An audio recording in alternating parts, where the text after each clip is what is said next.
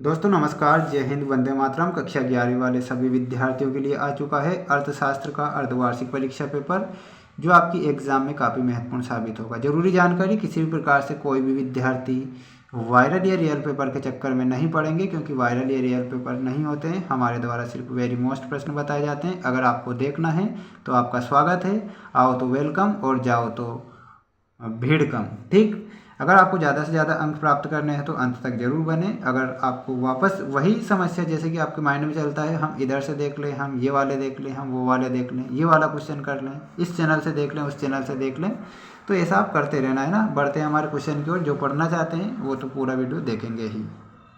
और question number first में आपसे पूछा गया है, यानी कि क्वेश्चन नंबर थर्ड है, सही जोड़ी मिलाइए वाले अति महत्वपूर्ण प्रश्न होते हैं, इसलिए मैं सबसे पहले आपको सही जोड़ी मिलाइए वाले क्वेश्चन बताऊंगा और उसके बाद सत्य असत्य वाले क्वेश्चन बताऊंगा, एक शब्द वाले बताऊंगा, सारे क्वेश्चन का आंसर बताऊंगा। देखिए पहला क्वेश्चन, नेहरू रोजगार योजना। नेहरू रोजगार योजना में आप करेक्ट उत्तर किससे मिलाएंगे?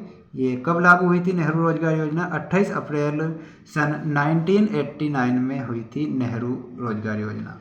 20 सूत्रीय आर्थिक कार्यक्रम, 20 सूत्रीय जो आर्थिक कार्यक्रम में आपको ऑप्शन नंबर बी से मिलाना है सन 1982 से।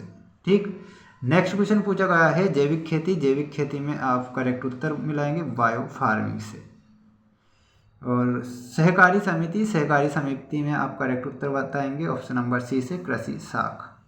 Next question, reserve bank, very most important प्रश्न है। रिजर्व बैंक वाला सन 1935 में इसकी स्थापना होती है, 1949 में इसका राष्ट्रीयकरण होता है। 2011 की जनगणना के अनुसार भारत में महिलाओं में जो साक्षरता दर थी वो कितने परसेंट थी? यानी कि 74.4%। प्राथमिक क्षेत्र, प्राथमिक क्षेत्र में आप करेक्ट उत्तर बताएंगे ऑप्शन नंबर जी से मिलाना है, कृषि क्षेत्र से। पर्यावरण संकट का कारण क्या है? तो बढ़ते शहरीकरण से मिलाना है। और ग्लोबल वार्मिंग का जो कारण होता है वो होता है समुद्र के स्तर में वृद्धि। एक स्क्रीनशॉट सभी विद्यार्थी जल्दी से जल्दी भी स्क्रीनशॉट ले लीजिए। बढ़ते हैं हमारे नेक्स्ट क्वेश्चन की ओर। और क्वेश्चन में आपसे पूछा गया है सत्य असत्य लिखिए में अति महत्वपूर्ण प्रश्न है। देखिए, निर्धनता उन्मूलन के लिए सरकार ने अनेक कार्यक्रम चलाए, सत्य है। अंत्योदय अन्न योजना प्रधानमंत्री 25 दिसंबर सन 2000 से लागू की गई, तो ये आपका असत्य होगा। पहला सत्य है, दूसरा असत्य है। हाट विशेष अवसरों पर लगने वाला बाजार होता है।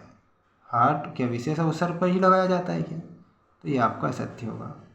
सन 1988 में केंद्रीय सरकार ने माध्यमिक शिक्षा के व्यवसायीकरण का कार्यक्रम आरंभ किया था, सत्य है। प्रारंभिक शिक्षा के अंतर्गत प्राथमिक तथा मध्य दोनों शिक्षाएं आती है, ये भी सत्य होगा। 11वीं योजना के अंत तक बेरोजगार व्यक्तियों की संख्या 480 लाख होगी, ये भी सत्य होगा। शिक्षा जीवन प्रत्याशा स्तर का सूचकांक है, ये आपको असत्य बताना है। एक स्क्रीनशॉट सभी विद्यार्थी लेंगे।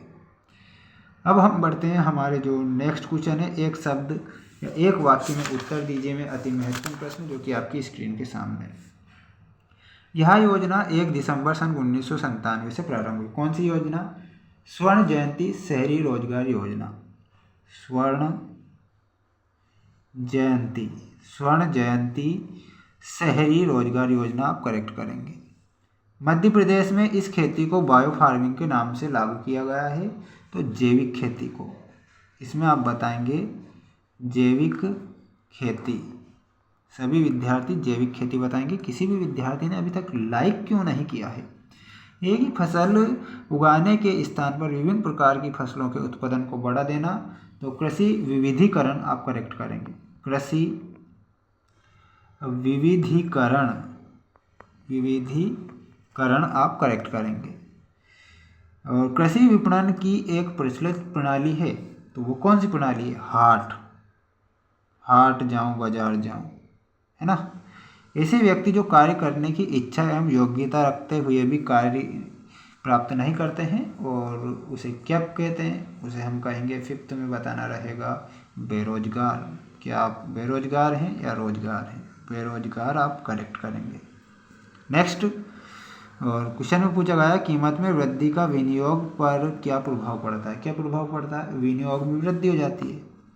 विनियोग में वृद्धि आप करेक्ट करेंगे।